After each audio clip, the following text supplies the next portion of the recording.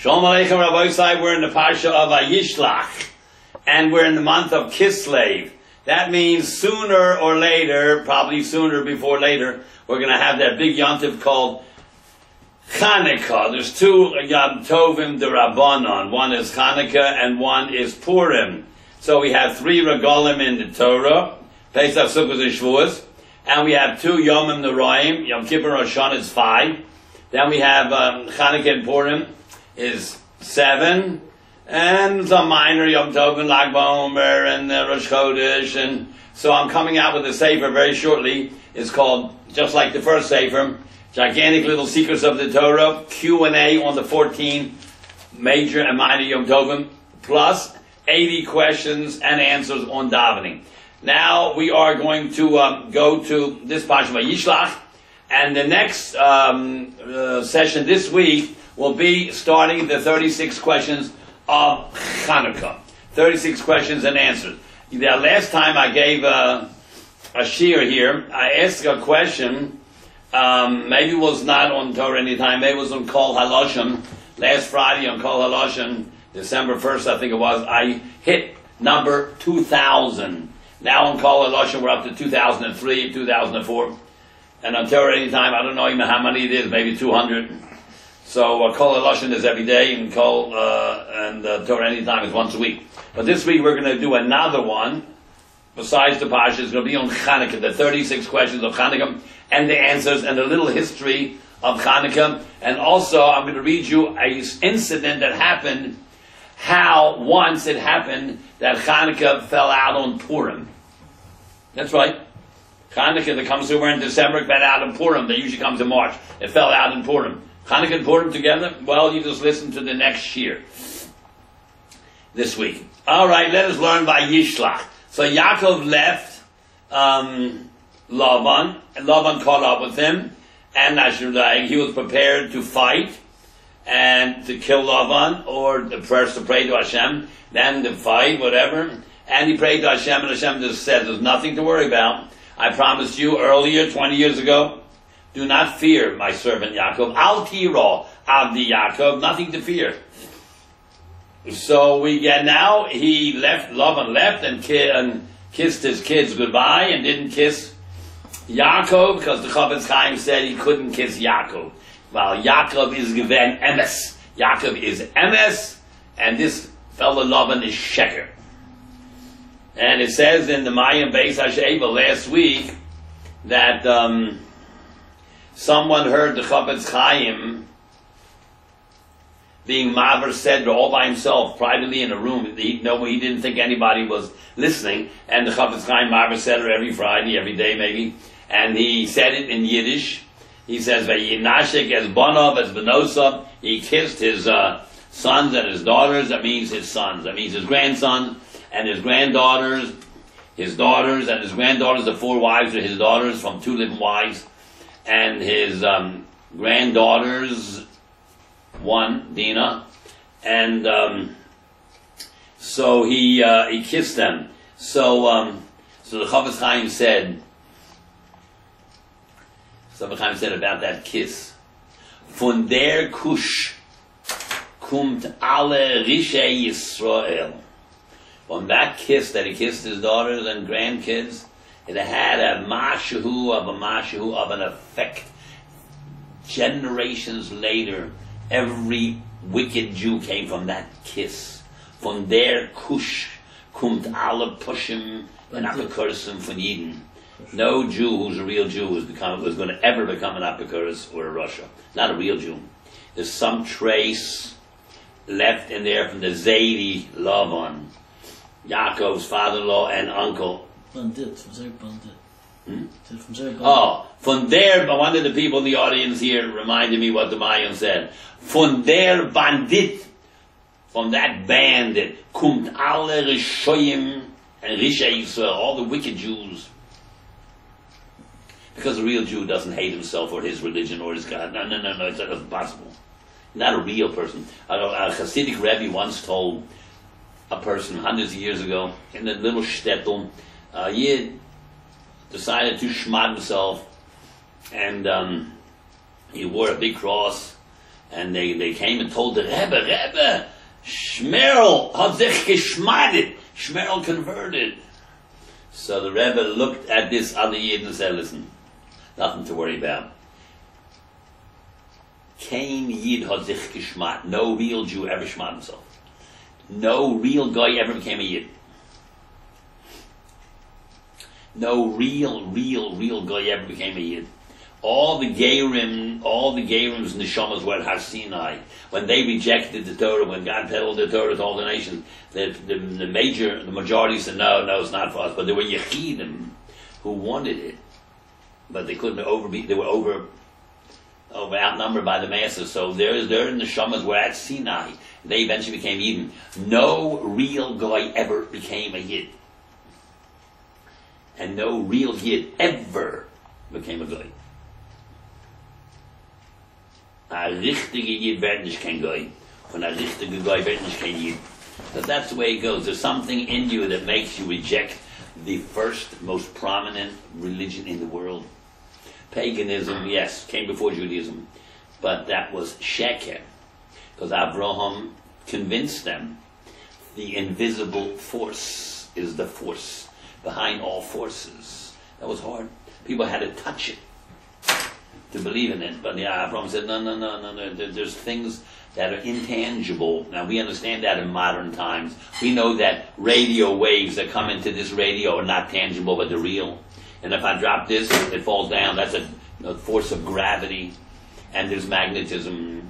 And there's neshama, which you can't touch. Air.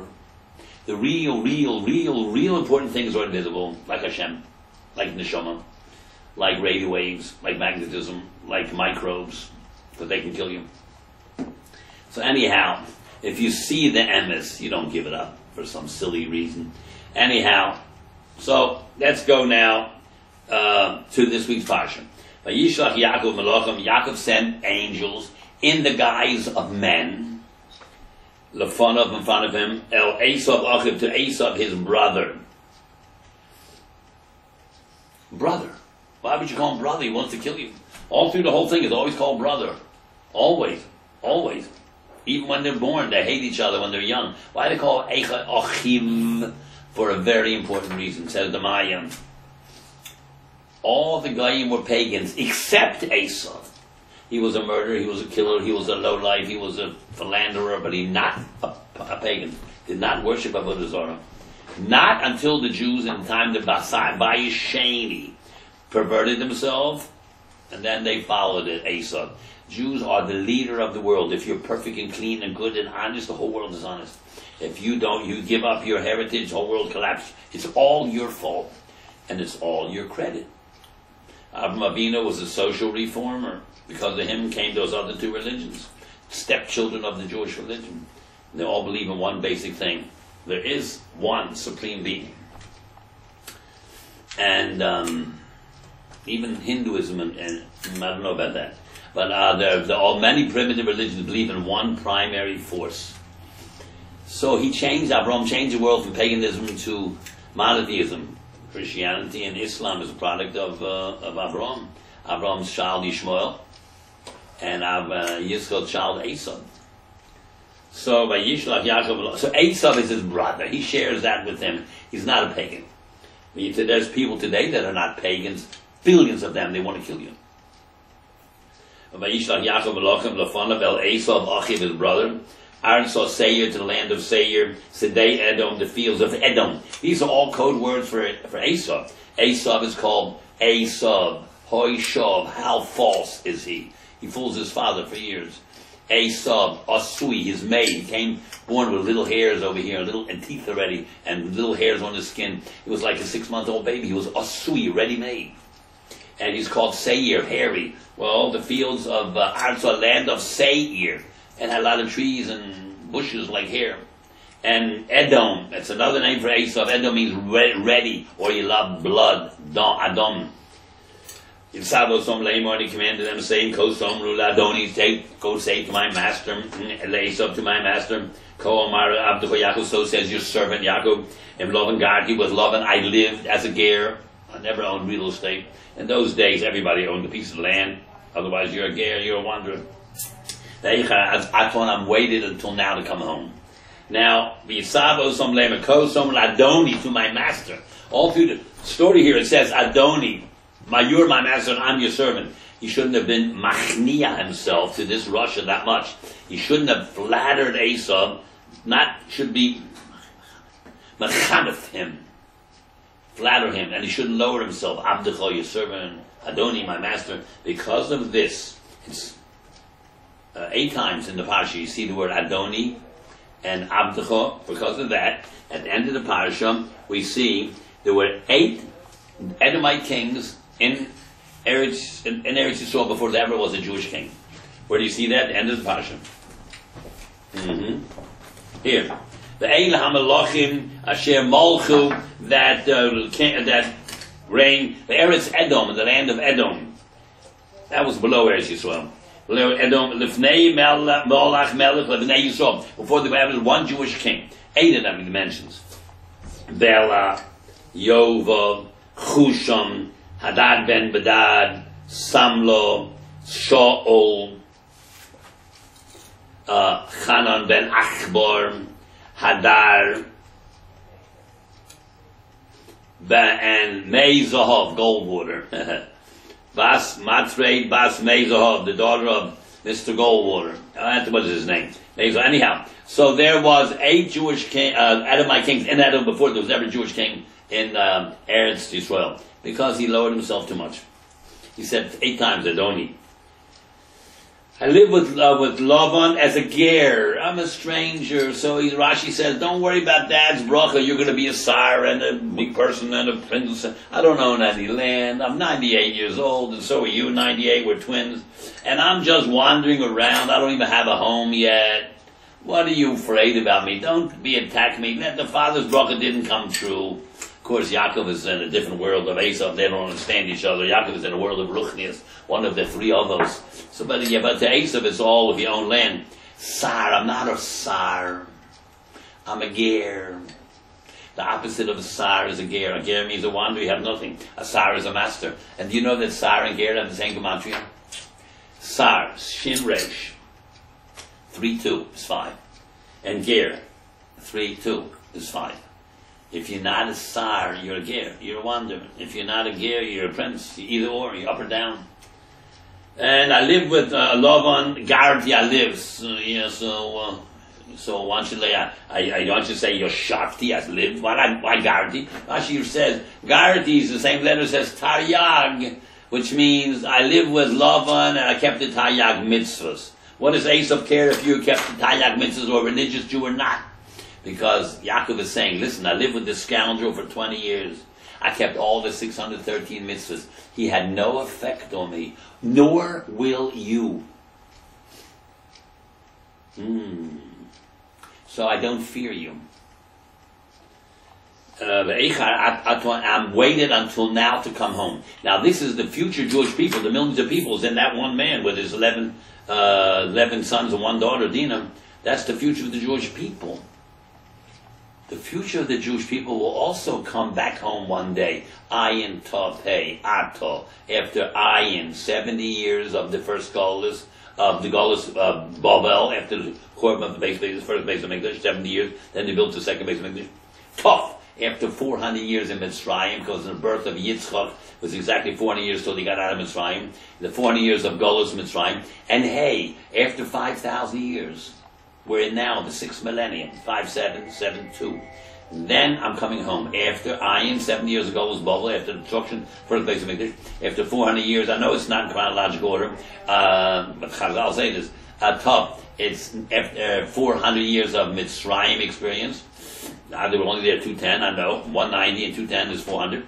Because when Hashem told Abraham, you're going to have a child who's going to be tortured and laughed at. Yitzchak means to be laughed at. You're going to get to the Tsar before you ever get to Mitzrayim. And Germany is also Mitzrayim. And Spain is also Mitzrayim. And if you assimilate in America, that's also your Mitzrayim, where you have Tsar. So they happened to be in Mitzrayim 210 years. They weren't slaves for 210 years. Yosef was a king for 80 years. There was no slavery. Anyhow, so after Ayin Tov Hey, after the 5th millennium after 5,000 years, which means the 6th millennium, Mashiach is coming now. You know that. It starts in the beginning of after 5,000 years, in the year 5,000. That was about 700 years ago, right after Rashi. Start things when they had just coming out of the Dark Ages. We got into the world guy came into the medieval ages in the year 1000 till 1500. 1500 is modern times. When they were in the medieval, we had Rashi and we had places, we had all the Rishonim. Chaber was at the last of the Rishonim. So when they had the low medieval, we were very advanced. We were learning Rashi today. He was 900 years ago in the year 1100.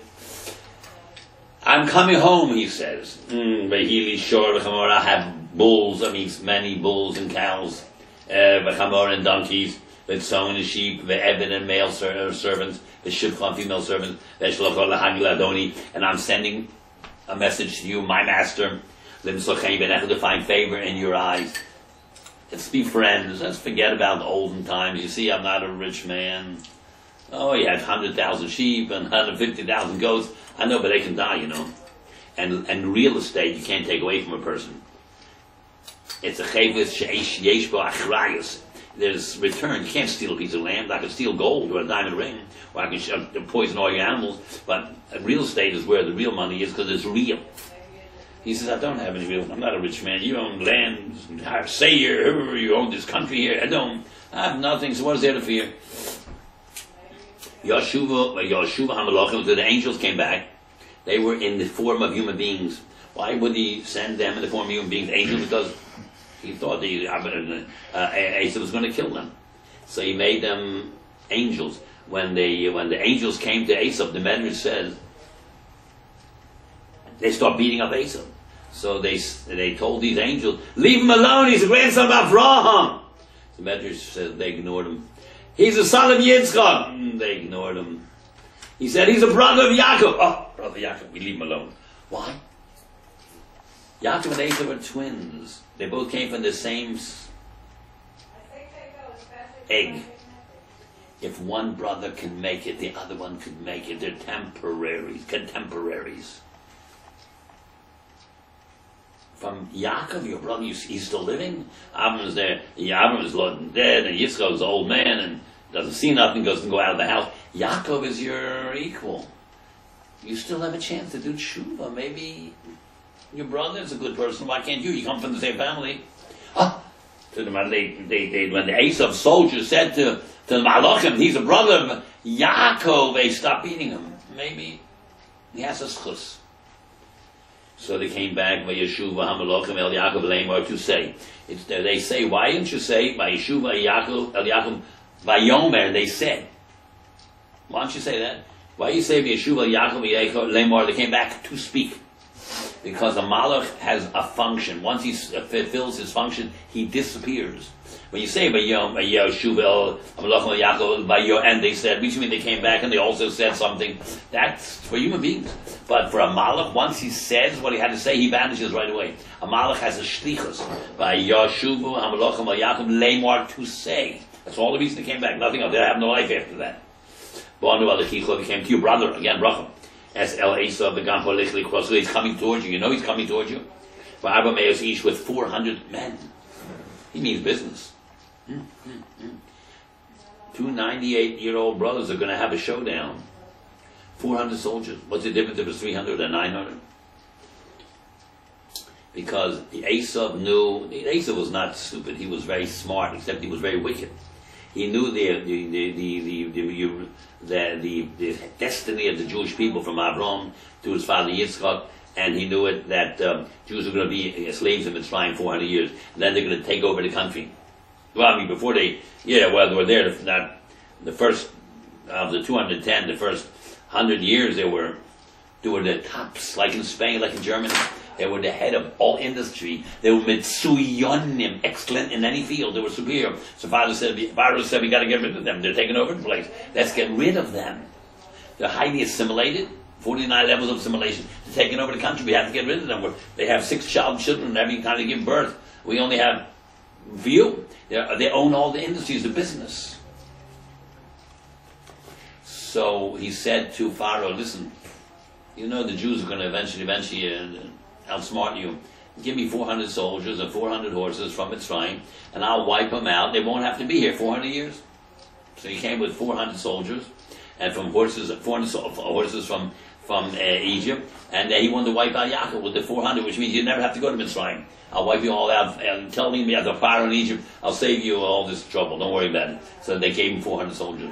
So they're a Chaim, the Egyptians by association. They're accessories to the fact. He came with 400 soldiers. And Yira Yaakov was very afraid. 2 yuds in the word Yira. He was not afraid of Esau. He was very afraid that he's going to get killed, or he's afraid he might have to kill his brother. Vayira Yaakov Vayitzlo, it grieved him that he might have to kill his brother, even though he has to be killed, but it hurts him. Even if a police officer shoots a criminal, you killed somebody, you feel bad, don't you? Even a soldier kills somebody. You killed a human being, yes, if you wouldn't have killed him, he would have killed you. We know all that, but it hurts you. A decent person hurts you. Vayira Yaakov, when he was afraid, Vayitzro, it grieved him that he will die or his brother's going to die. Vayachatz his arm, he divided the nation, the whole group of people. He had thousands of sheep and goats and camels and donkeys and manservants and female servants and 11 kids. And Vayachatz, he divided his arm with them. As that sown, the flock, the sheep and goats, al-bakar, the cattle, and the gamal and the camel, the shnei and the donkeys. The 2 machnos, 2 camps. Half, 50-50. The other Esav, if the Esav comes to one camp, the he kohu and smites it, or Yamachna and Yishar, if later the second one will be escape. Will escape. How do you know? Because if he attacks me, we'll attack him. So if he kills me, and I'll defend it down, I'll be right there in front. He'll kill me. My men will kill him. So he may kill one, but we'll kill him. So all he can do is kill half of me, and we'll kill half of him. So, and the other one will be Leflater, will survive. You know, anyone listening to me who knows Lashon HaKodesh, if you know a little bit of Lashon HaKodesh, your ears should stick up. He says, he divided the camp into Shnei Machanos, plural, right? So, and that sounds like female, right? So why does it say the last word of last week's Sedra?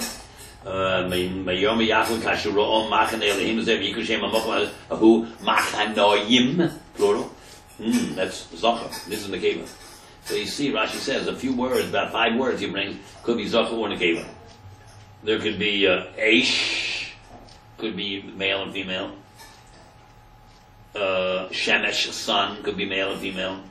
Machaneh could be male and female. Ruach could be a male and female.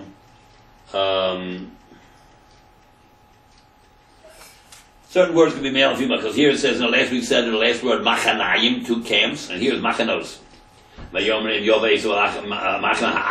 That's female. Why you say the hikahu? Should say the hikaho. So it could be male and female. Should say hanish eres. So it could be male and female. Live later. But Yaakov said, now he's praying to God. And now he's going to prepare to kill him. And eventually, Esav didn't hurt him a bit. And he prayed before Lavan came, and Lavan wanted to kill our whole family. He didn't touch him.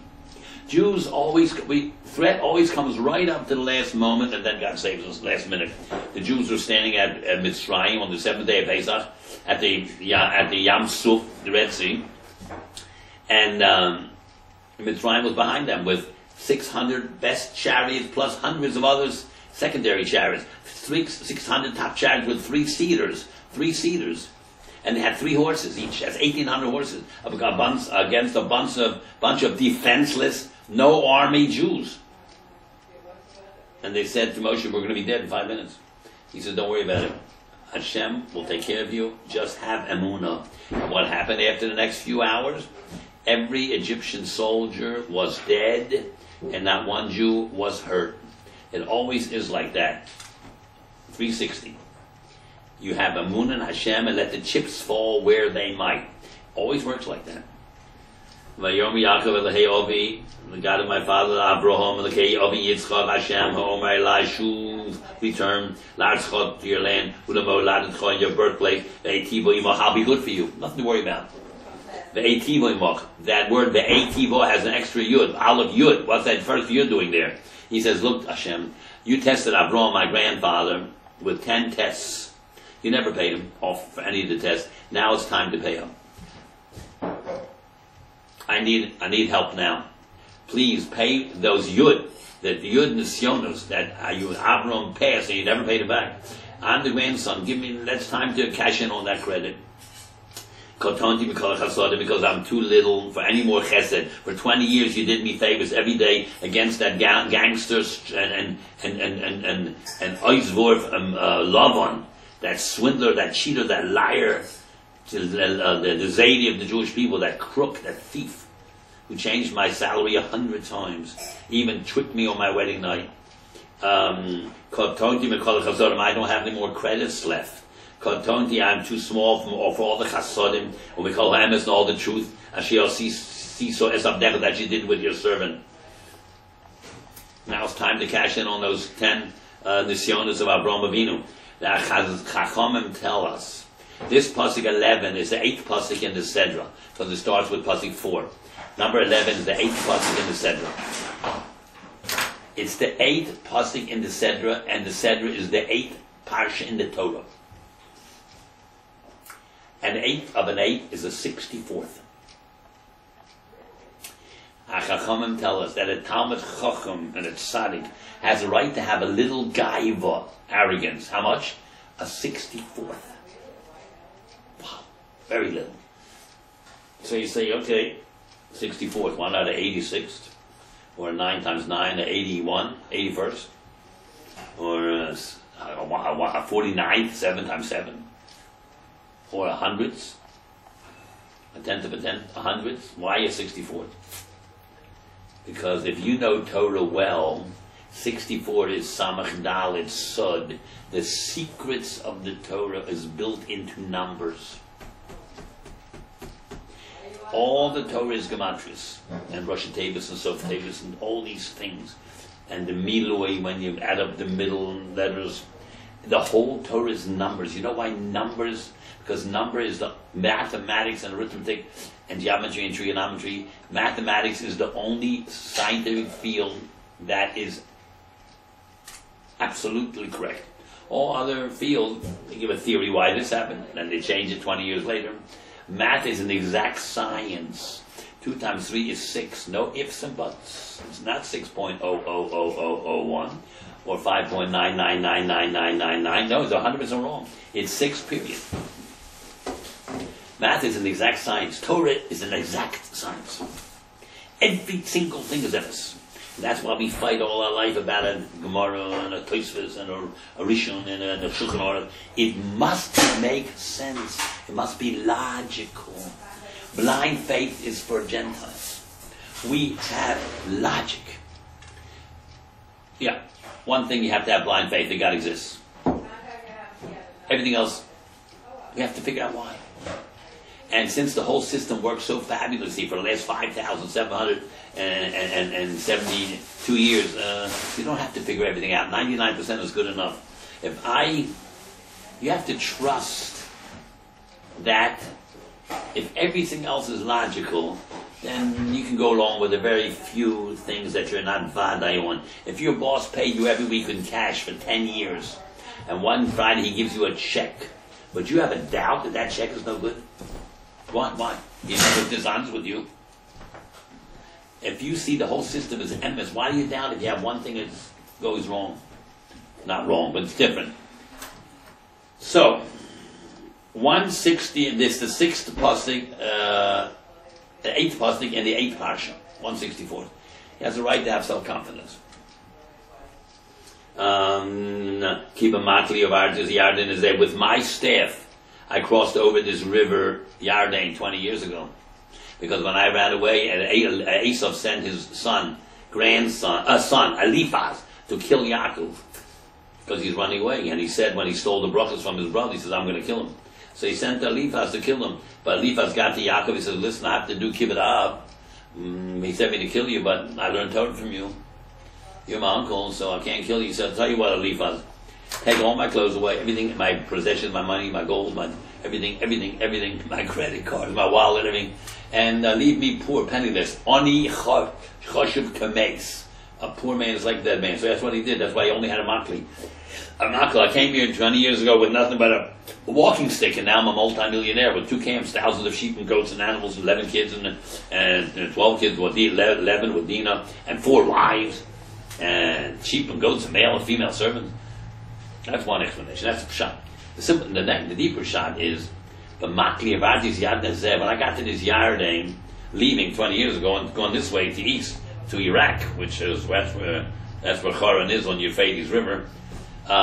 He says, I touched the Yarden with my staff, and it split. Yeah. Not only Kriyas Yamsuf, Yaakov split it already.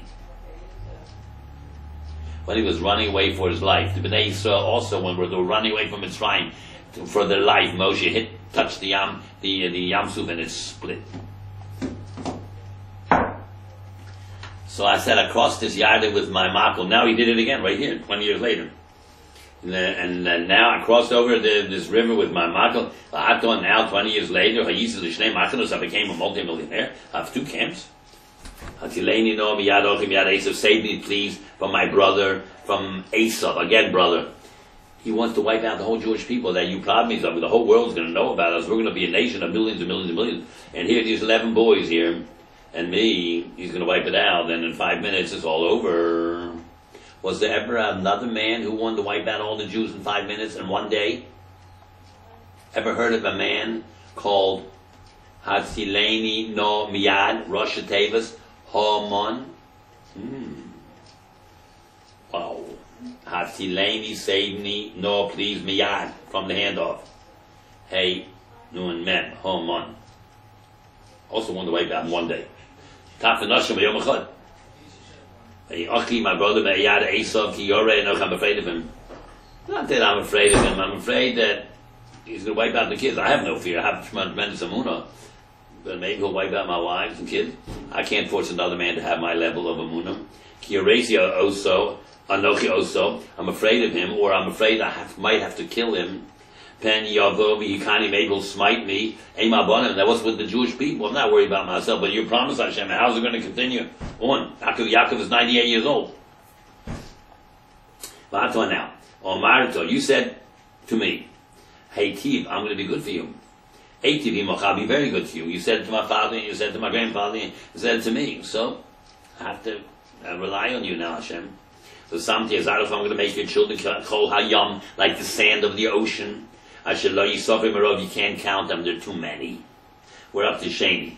Now wait a minute, you can't count the Jewish people because there are too many? Hello, we're the smallest nation on earth. The Christians and the Muslims are billions and billions. You can count us, we're only 15 million. So they want to say from here, you're not allowed to count the Jewish people. When you have a million, you can't say 1, 2, 3, 4, 5. You have to look around and count with your eyes. You can't count them. It's also to count the Jewish people. You can't say we have 35 people in this room. You say we have a lot of people in this room. A couple minyanim, 3 minyanim. You can't count them. David HaMelech counted them and he got punished. Now I'm going to ask you the $64,000 question. If it's forbidden to count Jews, how come the Torah counts us 3 times? Exact number. From every Shevet this much, this Shevet that much, this Shevet that much, and 3 times. And it gives you the total. So why is it also to count Jews?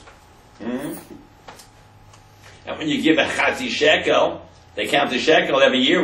You have to give your Chatzi Shekel, they count how many Jews there are. Why is it forbidden to count Jews? It's not forbidden to count Jews. The Torah counts us. You give a Chatzi Shekel. You're not counting the Jews, you're counting the Chatzi Shekel. In the time of the Beis HaMikdash, they gave little smooth stones. You can't count Jews, you count things they give. Why can't you count Jews? Because when you count, let's say there's 9 people in the room, and one more man comes in. Is he number 1? Is he 1? No, he's 10. Because without him, there's nothing. 1 Jew is 10. When you go to a bris, Eliyahu Navi comes down there. He's there. You can't see him. That doesn't mean anything. You see air. The air is there, but you can't see it. And when you have a chasna, your parents, neshama, come down, and the grandparents at a bris. You can't. The Jews are not a quantitative entity. We're a qualitative concept. There's millions of Jews. Hitler didn't kill any Jews. He killed Jewish bodies. The neshama is not something you can kill. Jewish neshama doesn't just die when the person dies. The package dies. The wrapping. The neshama stays on because when you get to Shemayim, the Hashem is going to ask you, why did you do this Avera? Why did you do this Avera? Who's he talking to if you're dead in a box in a hole in the ground? The body is dead. You're not dead. It's going to ask you, and you're going to be punished or you're going to be rewarded. Who is you that's getting punished and rewarded? It's your neshama, the real you. And you know the real neshama is really you because someone can hurt you, your face can turn red, and you can get furious and he never even touched you or took a penny away from you. He just insulted you in public. So you see the real you is not the body. It's your feelings, your neshama. And the last thing, why are we compared to sand of the sea and afar min adama and earth from the ground and like stars? We're always compared to kochavim, afar, and chol. Kochavim, stars, because we give light to the world. We're also indestructible and untouchable. Yeah, you can kill a few million, but you can't kill the Jewish people. Ever heard of a nation that came to America, let's say Dutch and French and Spanish?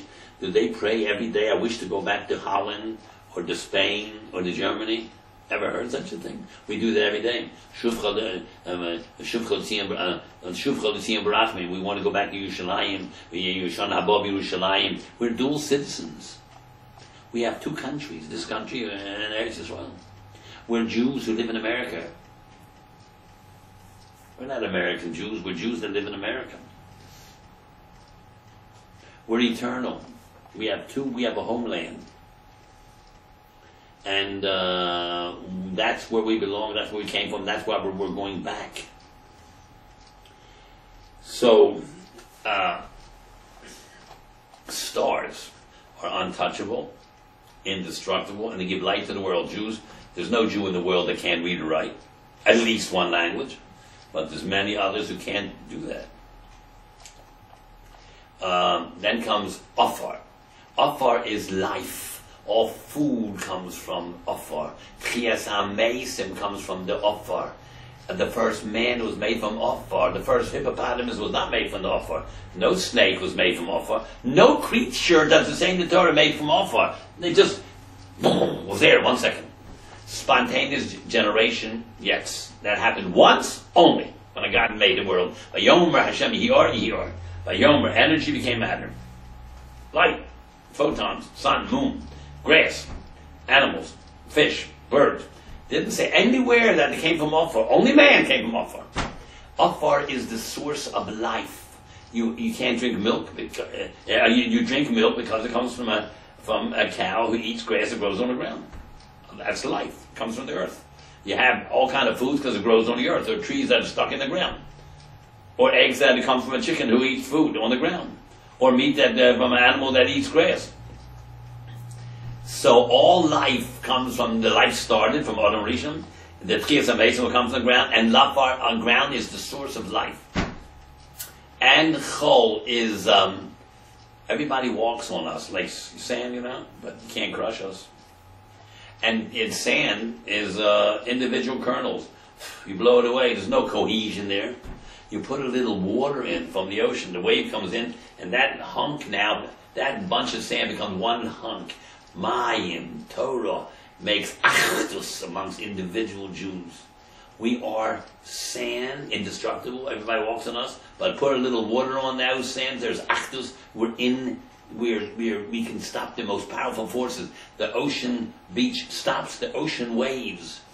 Torah will stop the flooding of the world with passion, of passion. That's why the whole world was beginning was water. Then Hashem said, separate the water, let the land be seen. Everything was water. The whole planet, the whole universe was water. That's why there's traces of water on Mars. It was all water, because it says that in the second pasuk. Ruach Elokim, the Spirit of God, Malachefes, was hovering alamayim. Didn't say he made water, it was always there. Where did the H2O come from? Where did the hydrogen oxygen come? It all came there before the world got finally formulated this world. It was there forever. whatever that means. Yom Hashem Yihor, one day he said, spontaneous generation. Autogenesis. All of a sudden, this there. But since that first moment, there was no such thing as autogenesis. Don't believe that anything comes by itself. Doesn't exist. That's apikorsis. But Yom Hashem Yihor here, but otherwise it cannot be. So Louis Pasteur in 1880 proved to the world that spontaneous generation is a lie. A famous thing, you have to read it. He took some meat or some meat broth and put it in 2 containers, glass containers, one he left open and one he closed the glass, heated the top and put it in the sun for 12 hours. One was crawling with maggots and one was spotlessly clean because it had nothing to do with the meat sitting in that 100-degree sun. It has to do with microbes getting in. The microbes are getting in. They don't come from the meat. They come from outside. And the mice, the lice on the body doesn't come from sweat. And the little creatures don't come from the meat. He put it to rest for 2 or 3 days. He had a big convention in France, and he proved to the fact that spontaneous generation is a lie and comes from ignorance of science. There's no such thing. Even the Torah says that every morning we say that before Baruch Shema. Hashem supports everybody, gives them parnasa mekarne re'emim from the horns of the biggest deers, beitze kinim, lice eggs. Lice are almost invisible, tiny, and they have egg larvae. It doesn't come from dirt, from lice, doesn't come from sweat. You can see in a microscope that lice, mekarne, beitze kinim. Kinim, lice have beitzim. They don't come from nothing. They come from the beitzim of kinim. There's no spontaneous generation. It's a lie. So Hashem was made all of a sudden. He said in the beginning of Yom Yihor, there should be light, and all the other things. Okay, Rabbi side, we're going to end this year. We're up to Sheni, yeah. And this week we're going to have another shir on the Chanukah, 36 questions of Chanukah. Have a good week. Stay well, everybody, and we hope to meet you again on TorahAnytime.com.